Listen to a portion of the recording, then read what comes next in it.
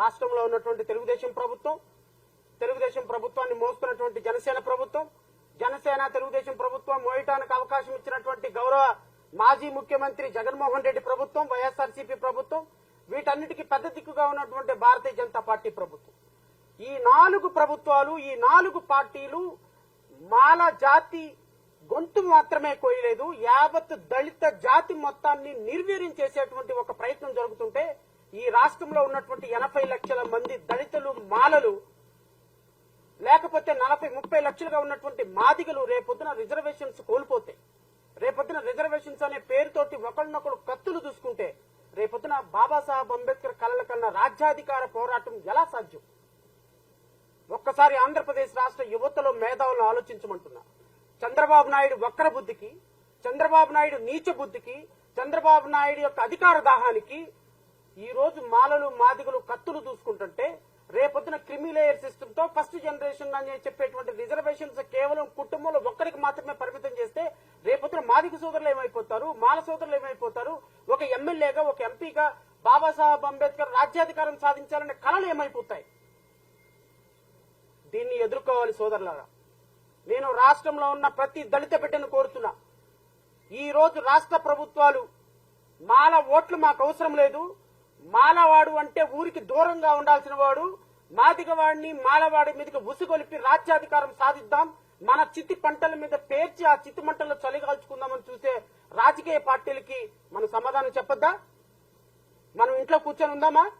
మనం రోడ్డు మీదకి రావద్దా? మన హక్కుల్ని మనం సాధించుకోవద్దా? తెలంగాణలో 20 లక్షలు 30 లక్షలు ఉన్నటువంటి తెలంగాణలో లక్షలాది మందిగా తరలి వచ్చి వాళ్ళ ఐక్యతను చాటారు. ఆంధ్రప్రదేశ్ రాష్ట్రంలో 80 లక్షల మంది ఉన్నాం. 8 లక్షల మంది రేపొద్దున గుంటూరులో జరిగేటువంటి మాల సంఘాల సభకి దళిత సంఘాల ఐక్యవేదిక కావాలి. ఇది కేవలం మాల సంఘాలు చేసే పోరాటం కాదు. రేపు డిసెంబర్ 15న గుంటూరులో జరిగేటువంటి సభ మన ఆత్మగౌరవ సభ, మన భవిష్యత్తు సభ, భావి తరాలకు మనం ఏమి ఇవ్వబోతున్నామో చెప్పేటువంటి సభ.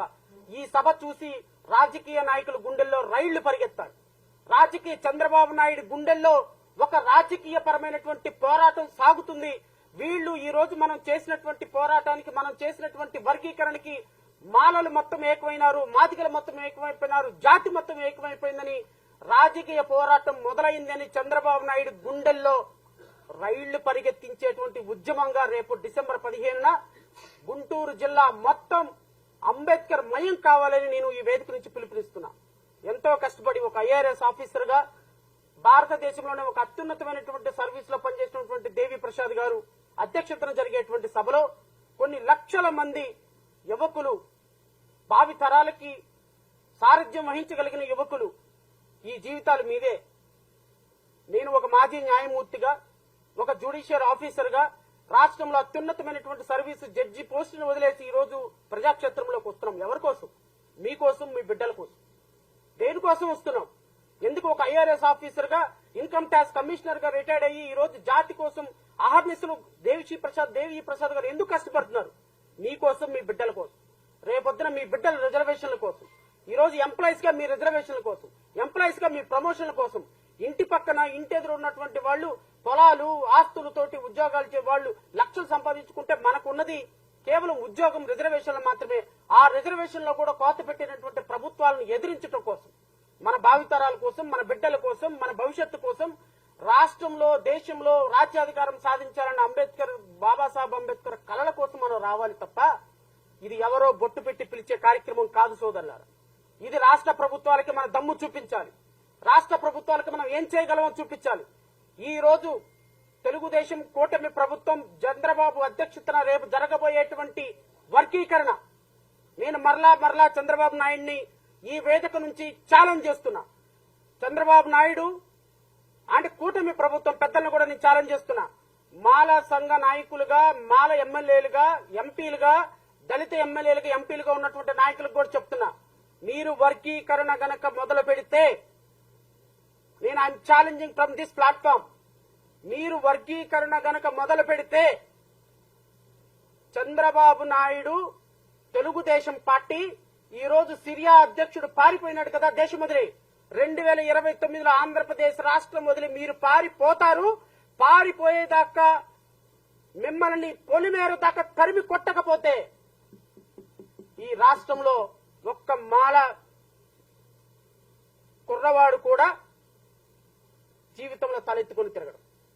మీరు గనక వర్గీకరణ ఉద్యమం గనక మొదలు పెడితే ఇది మా సోదరులకి మాకు మధ్య పోరాటం కాదు. నేను మళ్లీ చెప్తున్నా, ఈ రోజు ఈ వర్గీకరణకు కూడా అనుమతిస్తే రేపొద్దున వర్గీకరణ తర్వాత మాదిగ సోదరుడు రేపొద్దున క్రిమిలేయర్ సిస్టమ్ లో రిజర్వేషన్లు ఎత్తేస్తే, ఫస్ట్ జనరేషన్ అని రిజర్వేషన్లు ఎత్తేస్తే, రేపొద్దున ఒక రాజ్యాధికారం సాధించాలనుకున్న 22% ఉన్నటువంటి ప్రజలు 10% ఒకళ్ళు 8% ఒకళ్ళుగా 10% ఒకళ్ళు 12% ఒకళ్ళుగా విభజించబడితే రేపొద్దున ఎలా సాధ్యం? ఈ వర్గీకరణ తోరితుట్ట కలిపినటువంటి ఈ రోజు రేపొద్దున కలిసి మేము పోరాటం చేయాలి, కలిసి సాధించాలంటే ఎలా సాధ్యం? ఈ సాధ్యాన్ని అసాధ్యం చేయాలి అని ఏ రోజు వీళ్ళు కలవకూడదని చంద్రబాబు నాయుడు పన్నినటువంటి కుట్రలో ప్రతి ఒక్కళ్ళు బలిపశువులు కాబోతున్నాం. నేను చెప్తున్నా కూటమి ప్రభుత్వానికి, మీకు దమ్ముంటే మీరు వర్గీకరణ ఉద్యమం కాదని రేపు విభజనవాదానికి సహకరించండి. విభజనవాదానికి సహకరించినటువంటి పార్టీలు, నేను మళ్లీ చెప్తున్నా, జగన్మోహన్ రెడ్డి గోడ మీద పిల్లిలాగా అటొక్క కాలు ఇటొక్క కాలు వేస్తున్నావు.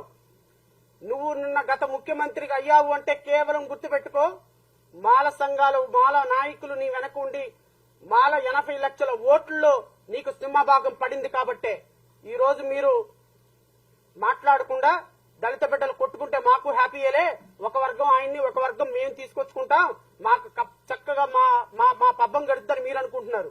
ఉద్యమం చేసేద్దాం, విభజన చేసేద్దాం, ఏం కాదు, మాకు మాదిగలందరూ ఓటేస్తారు, వీళ్ళు కొట్టుకొని చేస్తారు అని చంద్రబాబు నాయుడు అనుకుంటున్నాడు. చంద్రబాబు నాయుడు మీరు పన్నే కుట్రలకి కుతంత్రాలకి డిసెంబర్ 15 సమాధానం చెప్తుంది. డిసెంబర్ 15వ తారీఖున నేను అందరినీ రిక్వెస్ట్ చేస్తున్నా, రాష్ట్రంలో ఉన్న ప్రతి సోదరుని రిక్వెస్ట్ చేస్తున్నా, ఇది ఎవ్వరూ జరిపే కార్యక్రమం కాదు, ఎవరి ఇంట్లో కార్యక్రమం కాదు, ఎవరు బొట్టు పెట్టి పిలిచే కార్యక్రమం కాదు.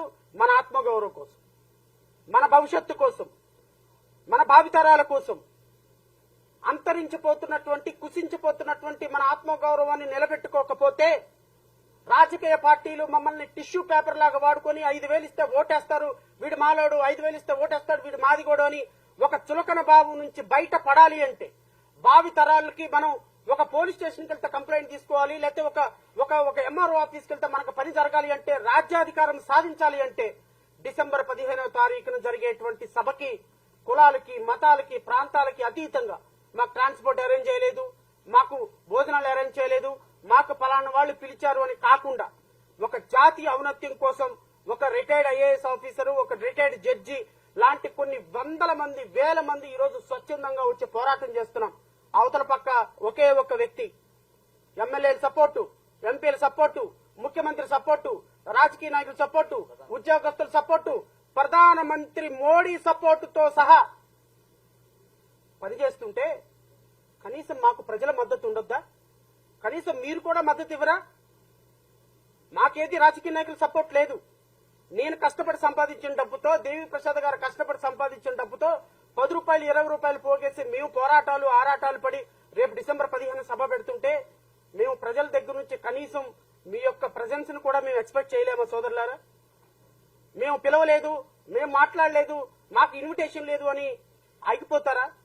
డిసెంబర్ 15న అది నా సభ కాదు, దేవి ప్రసాద్ గారి సభ కాదు, డాక్టర్ బాబాసాహెబ్ అంబేద్కర్ ఆలోచన విధానంతో రిజర్వేషన్లు తోసేయాలి, కోసేయాలి, తీసేయాలి అని చేసే ఒక ప్రభుత్వంలో గొప్ప స్థాయిలో ఉన్నటువంటి మోడీ చేసేటువంటి ఒక గారడీకి, మనవాదం ఒక పక్క రాజ్యాంగం ఒక పక్క జరుగుతున్నటువంటి ఒక పోరాటానికి రాజ్యాంగాన్ని పరిరక్షించుకోకపోతే భవిష్యత్ తరాలలో మనం భావి తరాలకు సమాధానం చెప్పాలని ఒక ఆరాటంతో జరిగే సభ.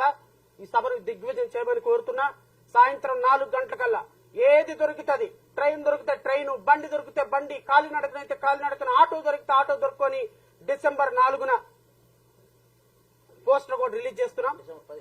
డిసెంబర్ 15వ తారీఖున పోస్టర్ కోడ్ రిలీజ్ చేస్తున్నాం. రాష్ట్రంలో ఉన్న ప్రతి ఒక్కరూ కూడా దయచేసి ఆ రోజు సభను దిగ్విజయం చేసి రాష్ట్ర ప్రభుత్వాల గుండెల్లో వణుకు పుట్టే విధంగా చంద్రబాబు నాయుడు, నేను ఈ వేదిక నుంచి మీకు నేను ఒక అడ్వైజ్ చేస్తున్నా, మీరు వర్గీకరణ విషయంలో గనక 59 ఉపకులాలు సంబంధించినటువంటి నిర్ణయం తీసుకోకుండా అండ్ ఇంకొకటి I will conclude within 2 minutes please bear. గౌరవ సుప్రీంకోర్టు ఇంపెరికల్ డేటా కలెక్ట్ చేయమని. గౌరవ సుప్రీంకోర్టు ఫస్ట్ ఆఫ్ ఆల్ ఎవరు వెనుకబాటుతనంలో ఉన్నారు, quantified data, empirical data collect